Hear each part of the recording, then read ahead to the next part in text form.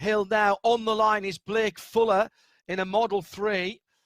Almost banking on the fact that some of the hard stops were going to harvest some energy to put some battery power back in to get the oomph at the top of the hill.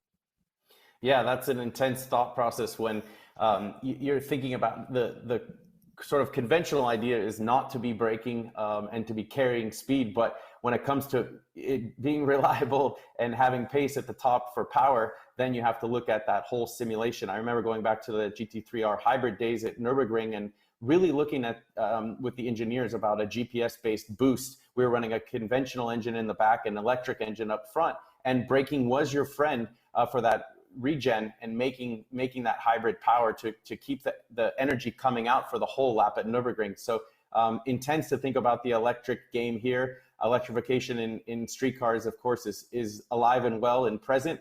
And I love to see OEMs developing even more and pushing the envelope here at Pikes Peak.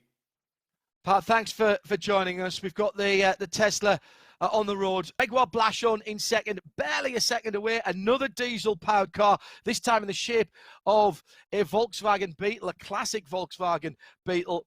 Best of the petrol engine cars at the moment, Justin Lombard, in the 113 Acura TLX, and he's just ahead of the big V8 engined Datsun 240Z as off goes our next racer.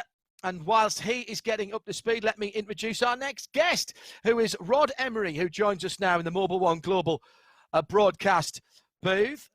Rod, hello, welcome from your car. How appropriate is that, mate? How you doing? I'm doing great, John. Thank you so much for having me on here. I'm excited to join you guys. Well, as you might know, my home and workshop is in North Hollywood, California, but this weekend I'm up in Oregon, kind of in the middle of the Oregon wine country in the Willamette Valley, which is where I started Emery Motorsports in the early 90s. I've got a farm up here that we... As an Outlaw Porsche builder, we had Magnus Walker. We spoke to him earlier on, very early in the broadcast. It was still dark where he was in California. Define Outlaw. We hear this term bandied about, and a lot of people think it's a relatively recent thing, but it has a long history, Outlaws, particularly with Porsches. Well, yeah, it does. And you know, the Porsche platform has been something that's been raced and developed and modified from the very beginning. So, you know, modifying a Porsche is not a new thing. I mean, Porsche did it with their very first race car and win at the 24 Hours of Le Mans in 1951. But the term outlaw, really where it kind of attached itself to the Porsche environment. And they were going, Gary, you and your son Rod, you guys are outlaws. You're outlawing these Porsches. So we came up with this little badge. Actually, it's right here on my jacket that says 356 Outlaws. Outlaw. And we put that on the back of our deck lid. And it just kind of, you know, was you know, kind of an underground club. And you know, we would build these cars and modify them. And now that term outlaw, you know, stuck to cars. Engine in a weird place, small capacity engine, and down through the years, all the tuning that has gone into Porsches has in some way made them a little bit better and one a little different from the other. Try to find two Porsches that are exactly the same and you'll struggle up until fairly recent times. What qualifies a car as being an outlaw then? You seeing, you know, a bit of change, a bit of personalization? Is it something as simple as a different color scheme, a different stripe on the bonnet, some kind of bonnet straps, lights as you mentioned, or is it something more fundamental in terms of suspension, mechanical, a tuned engine, a swapped engine? What is an outlaw? What would definitely be an outlaw? What definitely wouldn't be an outlaw in your mind?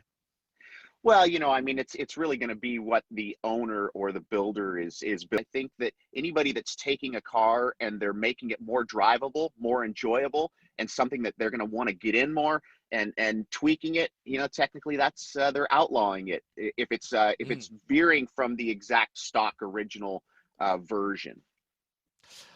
We've just seen Blake Fuller come to the top in that 2018 Tesla Model 3.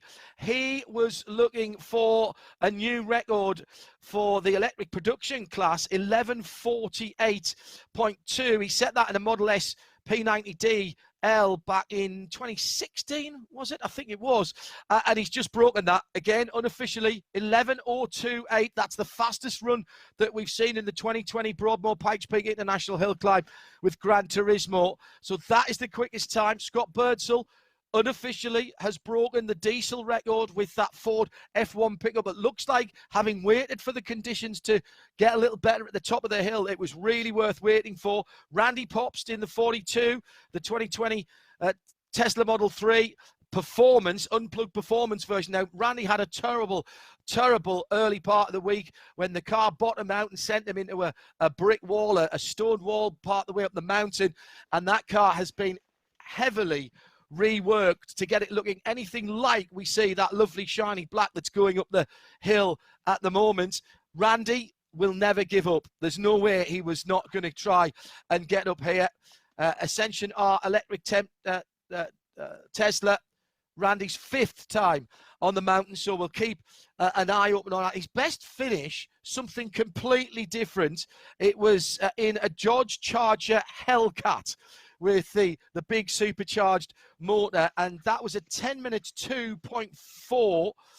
Sorry, that was his best finish. His second place, 10 minutes 2.4 was his best time. He finished 3rd that year in a Ford Mustang. So tantalizingly close to that 10-minute club, under 10-minute club. So whether he can do that today, I'm not sure, particularly in the car that's been rebuilt. In the Pikes Peak presented by Mobile One Global Broadcast booth, we've got Rod Emery at the moment, who's kindly giving us some of his time.